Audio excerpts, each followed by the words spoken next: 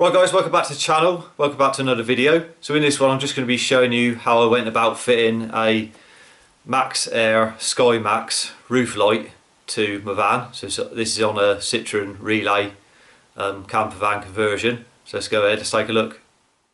So here we have the SkyMaxx roof light. So I'll get it out of the box and we'll take a closer look at it. So here we have the roof vent. You see it opens in a couple of positions. That's wide open like that, as it would be. And then obviously you can shut it down and click it in to the sides here to close it up with the handle. And it just comes down. And obviously you've got a couple of positions there.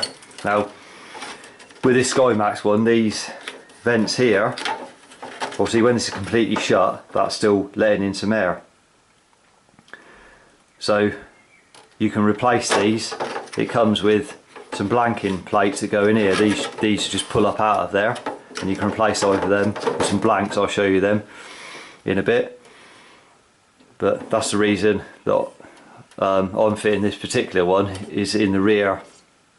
So it'll have the deluxe model in the front. So Max Fan Deluxe in the front. And then obviously if you've got your windows shut, this will still vent through here, so it still draw air through these two vents at the rear. I say for any reason you want to blank these off, you can. So that bit actually goes down onto your roof of your van. So the cutout size is basically from here, this piece here. So the opening size is that, and it needs to be cut in the roof, and then this drops onto your roof. So when you seal it, you're sealing round here in this groove onto the roof, effectively. And then what happens is, I'll just show you the bit that goes under here. So this piece here is what goes on the inside of your van. So it goes on there like that. And then that obviously allows for the thickness of your roof, whatever thickness you've got of your roof. And then the channels here is what your cover goes onto, clips onto. So for your fly net or your shade, that clips on there. So I'll show you that in a minute.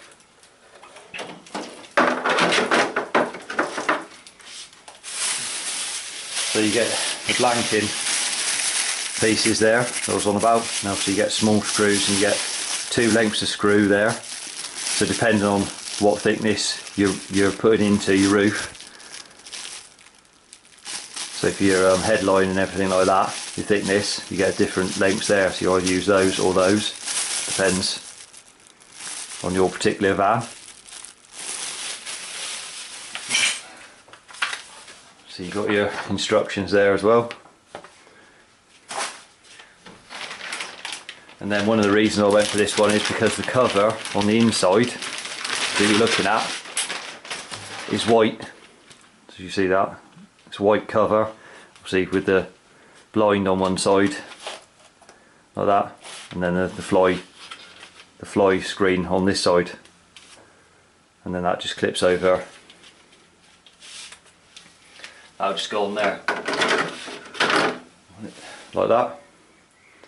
So what I'll do, I'll show you up on the roof and show you what we've done up there. So first thing what I did was just to check the size, that the cutout's got to be on the roof.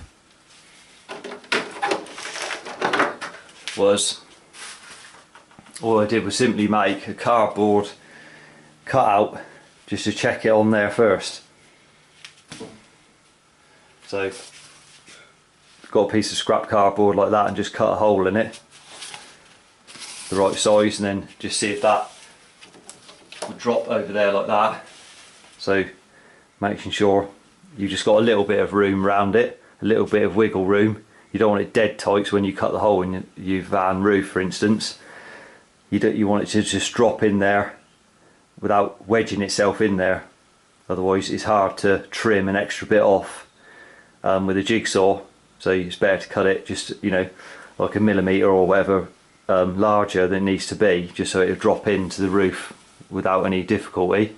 So I just checked it with that, and then obviously what you could do is you could draw around that on the roof with a Sharpie, and then obviously remeasure again with a tape measure after you've put the mark on the roof. Just check it again. Remember, check it like 10 times before you cut anything. So I just made that just to check the size, what we needed. So a simple way of doing it. But anyway, I'll show you up on the roof, and we'll get on and get that fitted. So here we have a square, obviously the size we need, taped on with masking tape.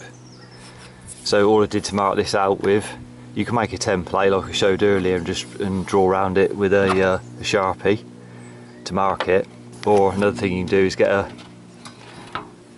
something like this to mark it with, like that. So it's got your sizes on there. So if you want it 400, just mark it like that. So you can check your measurements and everything with one of these as well to make sure your tape's right and everything on there. So that's another way of doing it, to measure it out like that. So these are handy to have to make it square.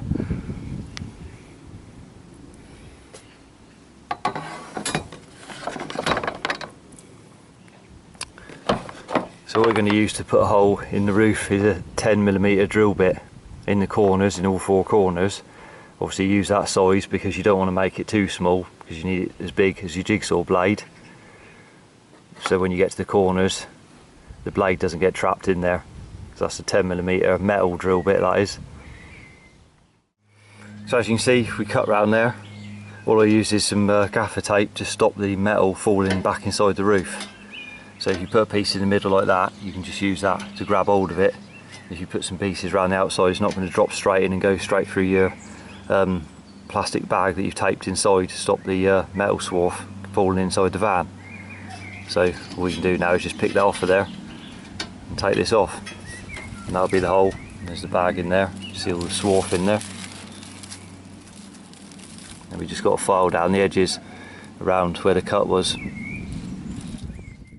So all we've done is run a metal file around the edges there, just to clean up any sharp bits around there. And then, see, before you take your bag down and everything like that, just check that the actual skylight then drops into the hole. Put that on there like that. Make sure it's sitting. Make sure it sits in the hole like that. That's in there. Just got a tiny little bit of wiggle room there, which is what you want. Because if it was dead tight, you wouldn't be able to push it in there. So it's just a tiny little bit of movement in the hole like that. That's in there. That's perfect fit.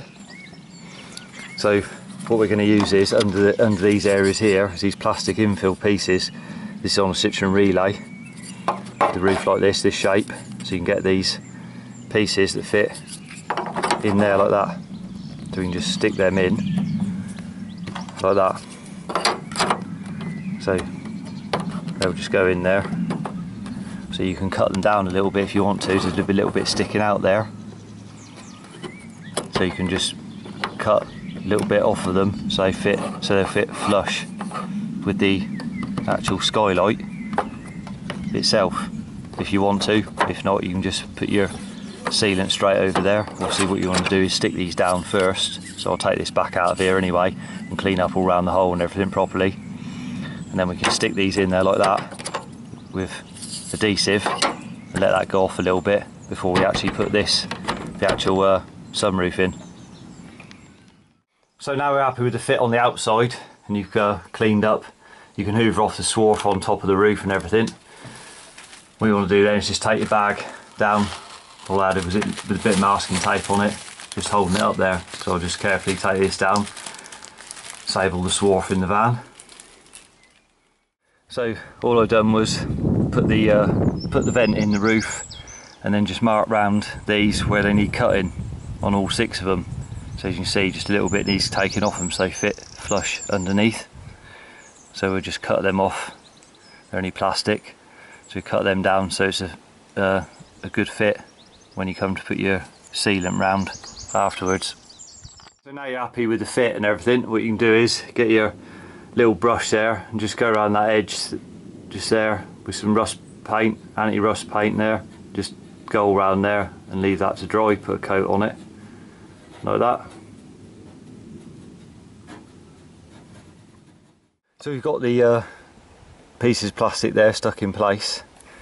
Just let them go off for a bit before we actually put the vent in the roof. So we just let them dry for a bit, all 6 of them, and then we can carry on and put the actual vent in. So now that sealant on here has had a chance just to go off a little bit. What we do is we'll obviously apply a bead all the way around here, up the side. It doesn't overlap that much up the side, but you see it overlaps right to here, front and back. So you can get a lot on here and a good line up the side, and also around the edge here where it's going to sit in this groove here. You can fill this groove up all the way around before you put it on and flip it over and stick it down, and then just run your finger around, wipe any excess off this coming out the sides. So we've got it sealed round as well, around the edge like that, but if you put enough under it, when you push it down you should get a lot come out of here anyway, and then you can just run your finger round. The best thing to do with it is get a cup of water, just a little bit in the bottom, about that much, and just put some washing up liquid in it and swirl it around, and then when you wipe it with your finger, nothing sticks to your finger, and it smooths it out nice. So that's one way of doing it, to get rid of the excess on it anyway. And then if you have to, just go around it again, making sure it's all sealed round. But if you put enough on, like I said, it should seal up anyway, so you have enough come out the sides that you just wipe it round anyway. But say opens up like that, fully open is there like that. There's the vents at the back, and close it down like that. So last bit, just peel off the cover, and then so you would take a look inside to show you what happens with that. So on the inside, when you finish your sealing, you've got whatever finish you're having on there. So you've got the surround like this that goes up first before the cover goes on.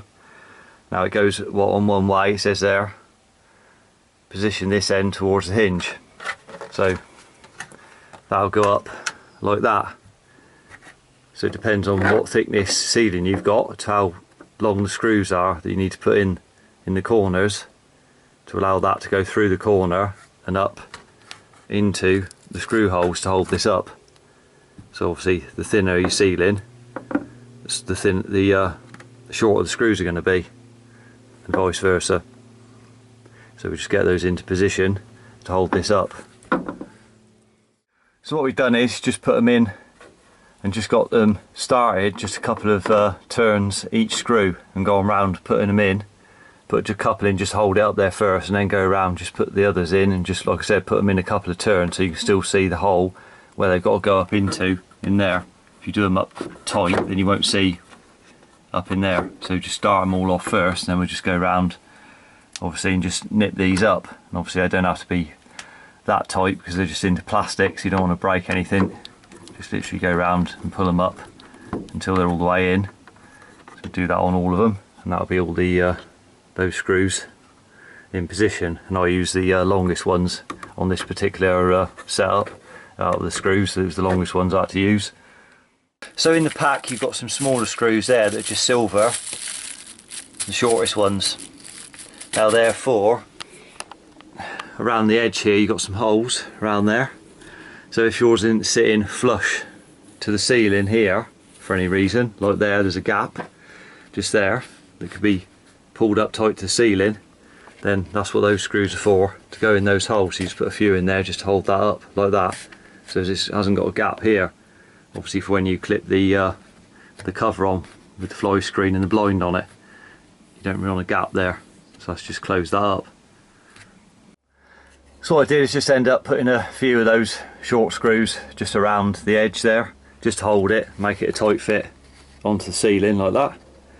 And then when you go to clip the cover up, obviously you've got on here, there's just some gaps like there and there that line up on here. If you look up in here, you've got some bits sticking down there, one there and one here.